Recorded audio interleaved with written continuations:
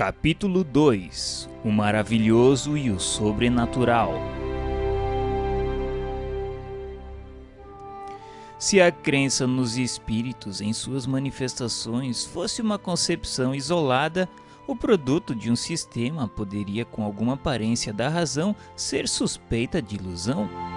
Mas que se nos diga ainda por que é encontrada tão viva em todos os povos antigos e modernos, nos livros santos de todas as religiões conhecidas?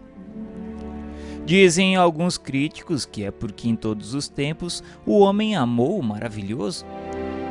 O que é, pois, o maravilhoso segundo vós? E o que é o sobrenatural? O que entendeis por sobrenatural? O que é contrário às leis da natureza? Conheceis, pois, tão bem essas leis, que vos é possível assinalar um limite ao poder de Deus? Pois bem, então provai que a existência dos espíritos em suas manifestações são contrárias às leis da natureza, que não é nem pode ser uma dessas leis. Segui a doutrina espírita e vede se esse encadeamento não tem todos os caracteres de uma admirável lei, que resolve tudo que as leis filosóficas não puderam resolver até este dia. O pensamento é um dos atributos do espírito. A possibilidade de agir sobre a matéria, de impressionar nossos sentidos e, por conseguinte, transmitir seu pensamento, resulta, se podemos nos exprimir assim, da sua constituição fisiológica. Portanto, não há nesse fato nada de sobrenatural e nada de maravilhoso. Que um homem morto e bem morto reviva corporalmente, que seus membros dispersos se reúnam para reformar seu corpo, eis o maravilhoso e o sobrenatural, o fantástico. Estaria aí uma verdadeira derrogação que Deus não pode realizar, senão por um milagre. Mas nada há de semelhante na doutrina espírita. Todavia, dir-se-á, admitis que um espírito pode erguer uma mesa e mantê-la no espaço sem ponto de apoio? Não é isso uma derrogação da lei da gravidade? Sim, da lei conhecida, mas a natureza disse a sua última palavra? Antes que se tivesse experimentado a força ascensional de certos gases, quem teria dito que uma pesada máquina, levando vários homens, pudesse superar a força de atração? Aos olhos do vulgo, isso não deveria parecer maravilhoso, diabólico? Aquele que tivesse proposto há um século transmitir um despacho a 500 léguas e de lá receber a resposta em alguns minutos, teria passado por um louco. Se o tivesse feito, ter-se-ia acreditado que tinha o diabo sob as suas ordens, porque então só o diabo era capaz de ir tão depressa. Por que, pois, um fluido desconhecido não teria propriedade, em dadas circunstâncias, de contrabalancear o efeito da gravidade, como o hidrogênio contrabalança o peso do balão? Isso, notemo-lo de passagem, é uma comparação, mas não uma assimilação, e unicamente para mostrar, por analogia, que o fato não é fisicamente impossível. Ora, foi precisamente quando os sábios, na observação dessas espécies de fenômenos, quiseram proceder pela via da assimilação, que eles se enganaram.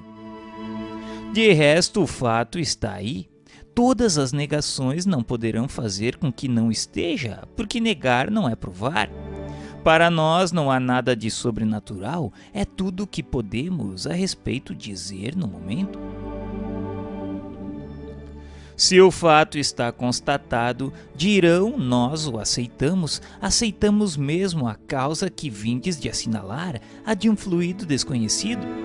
Mas o que prova a intervenção dos espíritos? Aí está o maravilhoso, o sobrenatural. Seria preciso aqui toda uma demonstração que seria inoportuna e teria, aliás, duplo emprego, porque ressalta de todas as outras partes do ensinamento. Contudo, para resumi-la em algumas palavras, diremos que está fundada em teoria sobre este princípio. Todo efeito inteligente deve ter uma causa inteligente.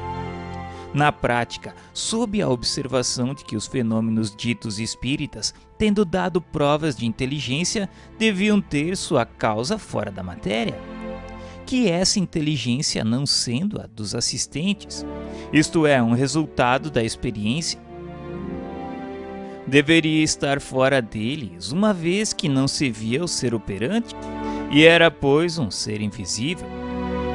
Foi então que, de observação em observação, se chegou a reconhecer que esse ser invisível, ao qual se deu o nome de espírito, não era outro senão a alma daqueles que viveram corporalmente e que a morte despojou do seu grosseiro envoltório visível, não lhes deixando senão um envoltório etéreo, invisível em seu estado normal. Eis, pois, o maravilhoso e o sobrenatural reduzidos à sua mais simples expressão. A existência de seres invisíveis, uma vez constatada, sua ação sobre a matéria resulta da natureza do seu envoltório fluídico. Essa ação é inteligente porque, em morrendo, não perderam senão seus corpos, mas conservaram a inteligência que é a sua essência. Aí está a chave de todos esses fenômenos considerados erradamente sobrenaturais. A existência dos espíritos não é, pois, um sistema preconcebido, uma hipótese imaginada para explicar os fatos. É o resultado de observações e a consequência natural da existência da alma. Negar essa causa é negar a alma e seus atributos. Que aqueles que pensam poder dar desses efeitos inteligentes uma solução mais racional, podendo sobretudo explicar todos os fatos, queiram fazê-lo e então se poderá discutir o mérito de cada um. Aos olhos daqueles que olham a matéria como uma única força da natureza, tudo que não pode ser explicado pelas leis da matéria é maravilhoso ou sobrenatural. E para eles, maravilhoso é sinônimo de superstição. A esse título, a religião fundada na existência de um princípio imaterial seria um enredo de superstições. Não ousam dizê-lo bem alto, mas o dizem baixinho e creem salvar as aparências, concebendo que é preciso uma religião para o povo e para fazer com que as crianças sejam sábias. Ora, de duas coisas uma: ou o princípio religioso é verdadeiro ou é falso. Se é verdadeiro, ele o é para todo mundo, e se é falso, não é melhor para os ignorantes do que para as pessoas esclarecidas. Os que atacam o espiritismo em nome do maravilhoso se apoiam, pois, geralmente no princípio materialista, uma vez que, denegando todo efeito extramaterial, denegam por isso mesmo a existência da alma. Sondai o fundo do seu pensamento, perscrutai bem o sentido das suas palavras e vereis quase sempre esse princípio, se ele não está categoricamente formulado, despontar sobre as aparências de uma pretensa filosofia racional com que o cobrem. Em rejeitando por conta do maravilhoso tudo o que decorre da existência da alma, estão, pois, consequentes consigo mesmo. Não admitindo a causa, não podem admitir os efeitos. Daí neles uma opinião preconcebida que os torna impróprios para julgar sadiamente o espiritismo, porque partem do princípio da negação de tudo que não é material.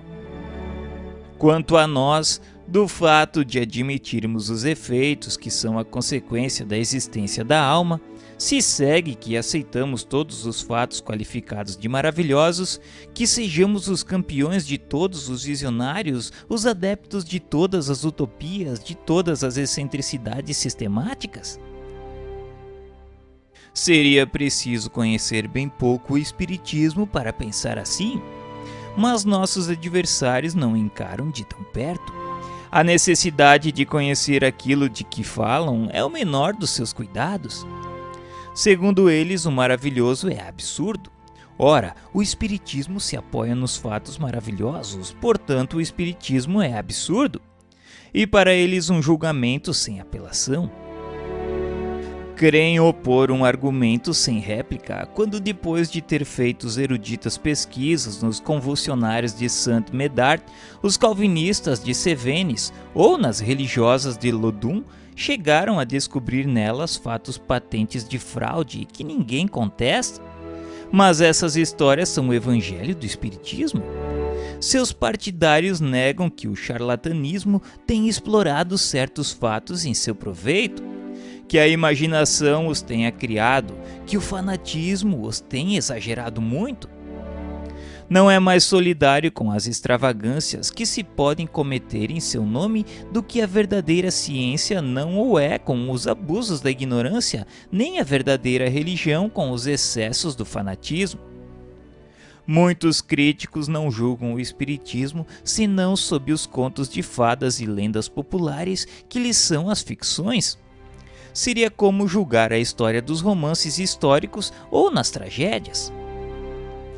Em lógica elementar, para se discutir uma coisa é preciso conhecê-la, porque a opinião de um crítico não tem valor senão quando fale com perfeito conhecimento de causa. Só então sua opinião, ainda que errônea, pode ser levada em consideração. Mas de que peso é ela sobre a matéria que não conheça? O verdadeiro crítico deve provar não somente erudição, mas um saber profundo no que concerne ao objeto que trate, um julgamento sadio e de uma imparcialidade a toda prova.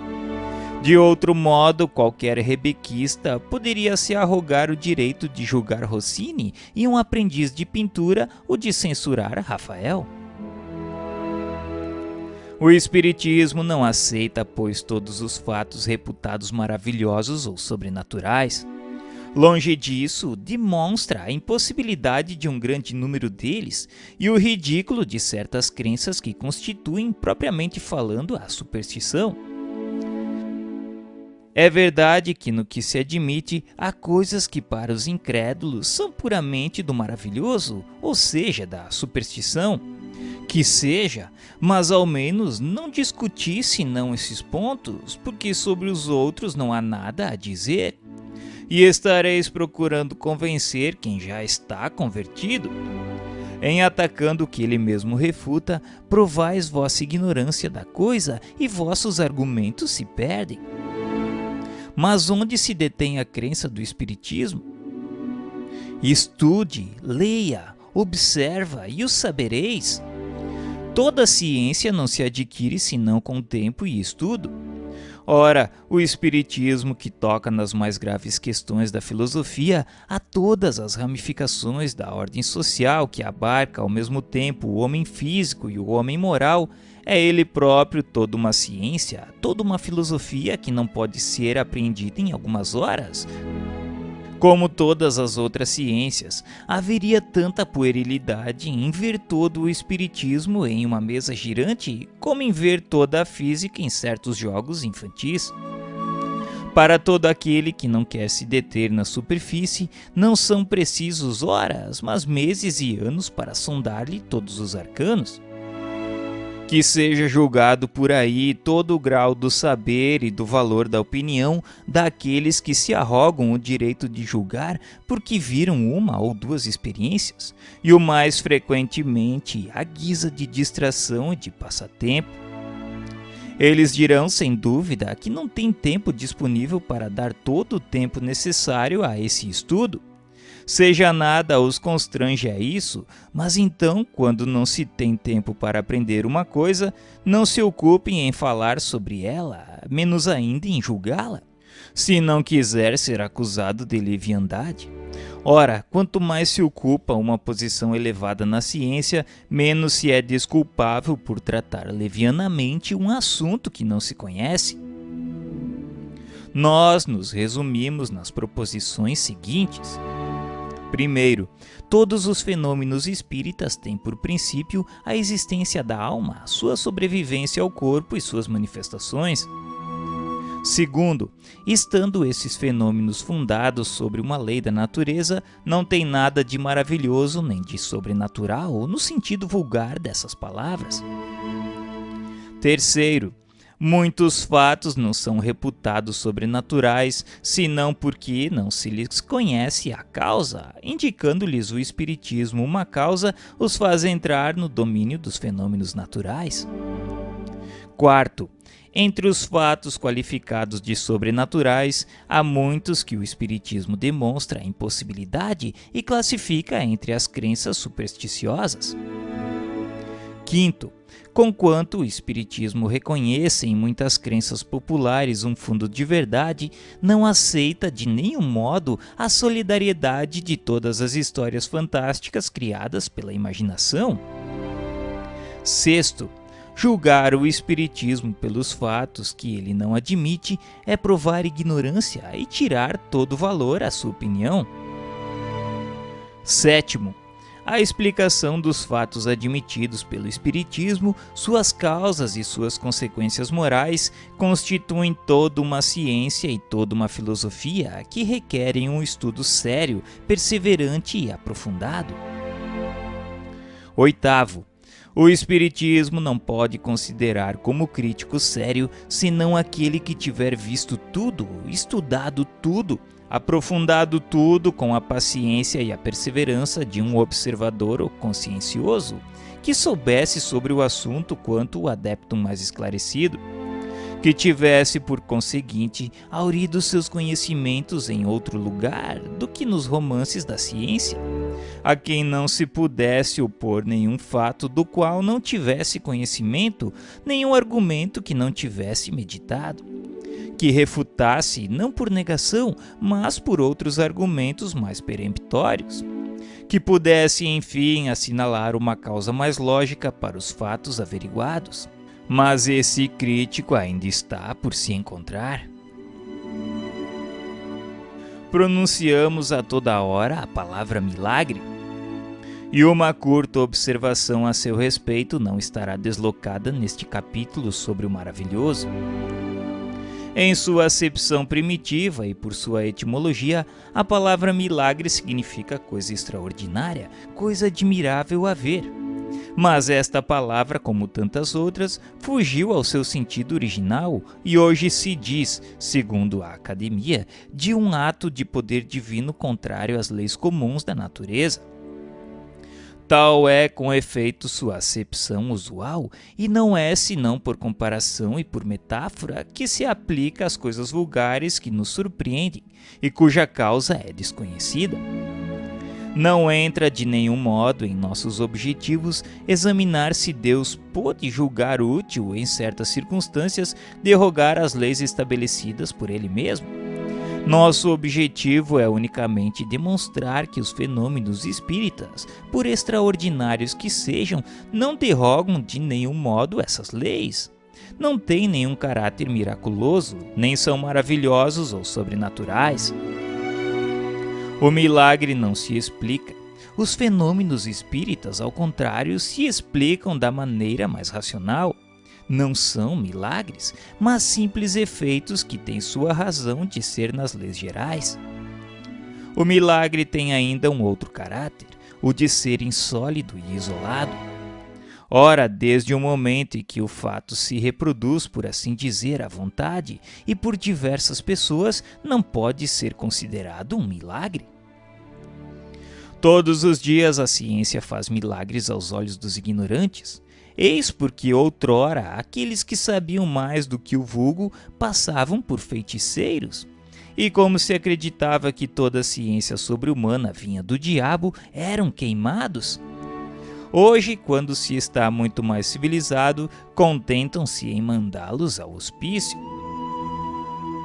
Que um homem realmente morto, como dissemos, desde o princípio, seja chamado à vida por uma intervenção divina, eis aí um verdadeiro milagre, porque é contrário às leis da natureza. Mas se esse homem não tem senão as aparências da morte, se há um resto de vitalidade latente e que a ciência ou uma ação magnética chega a reanimar, para as pessoas esclarecidas é um fenômeno natural, mas aos olhos do vulgo ignorante o fato passará por miraculoso, e o autor será perseguido a pedradas ou venerado segundo o caráter dos indivíduos. Que no meio de certos campos um físico lance um papagaio elétrico e faça o raio cair sobre uma árvore. E esse novo Prometeu será certamente olhado como armado de um poder diabólico. E diga-se de passagem, Prometeu nos parece singularmente ter precedido Franklin. Mas Josué detendo o movimento do Sol, ou antes da Terra, eis o verdadeiro milagre, pois não conhecemos nenhum magnetizador dotado de tão grande poder para operar tal prodígio. De todos os fenômenos espíritas, um dos mais extraordinários sem contradita é o da escrita direta e um daqueles que demonstram da maneira mais patente a ação das inteligências ocultas. Mas o fato de que o fenômeno é produzido por seres ocultos não é mais miraculoso do que todos os outros fenômenos que são devidos a agentes invisíveis. Porque esses seres ocultos que povoam os espaços são umas das forças da natureza. Força cuja ação é incessante sobre o mundo material, do mesmo modo que sobre o mundo moral. O Espiritismo, em nos esclarecendo sobre essa força, nos dá a chave de uma multidão de coisas inexplicadas e inexplicáveis por todo outro meio, e que puderam, nos tempos recuados, passar por prodígios. Revela da mesma forma que o magnetismo uma lei se não desconhecida, pelo menos mal compreendida, ou melhor dizendo, conheciam-se os efeitos porque se produziram em todos os tempos, mas não se conhecia a lei e foi a ignorância dessa lei que engendrou a superstição. Conhecida a lei, o maravilhoso desaparece e os fenômenos entram na ordem das coisas naturais. Eis porque os espíritas não fazem mais milagre fazendo girar uma mesa, ou os mortos escrevendo, do que o médico fazendo reviver o moribundo, ou um físico fazendo cair o raio. Aquele que pretendesse, com a ajuda da ciência, fazer milagres, seria ou um ignorante do assunto ou um farsante. Os fenômenos espíritas, da mesma forma que os fenômenos magnéticos, antes que se lhes conhecesse a causa, passaram por prodígios.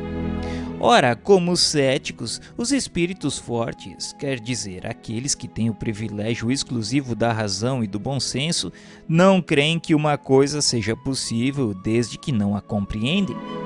Eis porque todos os fatos reputados prodigiosos são objeto de suas zombarias.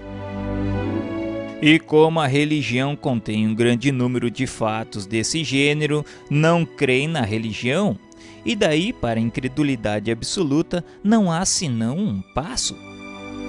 O Espiritismo, explicando a maioria destes fatos, lhes dá uma razão de ser. Ele vem, pois, em ajuda da religião, demonstrando a possibilidade de certos fatos que, por não terem mais o caráter miraculoso, não são menos extraordinários. E Deus não é menos grande nem menos poderoso por não ter derrogado suas leis. De quantas zombarias as levitações de São Cupertino foram objeto? Ora, a suspensão etérea dos corpos graves é um fato explicado pela lei espírita. Disso fomos pessoalmente testemunhas ocular. E o Sr. Home, assim como outras pessoas do nosso conhecimento, repetiram muitas vezes o fenômeno produzido por São Cupertino. Portanto, esse fenômeno entra na ordem das coisas naturais. No número dos fatos desse gênero, é preciso colocar em primeiro lugar as aparições, porque são as mais frequentes. A de Salete, que divide mesmo o clero, para nós não tem nada de insólito. Seguramente não podemos afirmar que o fato ocorreu, porque deles não temos a prova material. Mas para nós ele é possível, visto que milhares de fatos análogos recentes nos são conhecidos. Cremos neles não somente porque a sua realidade foi averiguada por nós, mas sobretudo porque nos damos perfeitamente conta da maneira pela qual se produzem. Quem quiser se reportar à teoria das aparições, que daremos mais adiante, verá que esse fenômeno torna-se tão simples e tão plausível como uma multidão de fenômenos físicos que não são prodigiosos senão por falta de se ter deles a chave. E quanto ao personagem que se apresentou em Salete, é uma outra questão. Sua identidade não nos está de nenhum modo demonstrada. Nós constatamos simplesmente que uma aparição pode ter tido lugar. O resto não é da nossa competência. Cada um pode, a esse respeito, guardar suas convicções.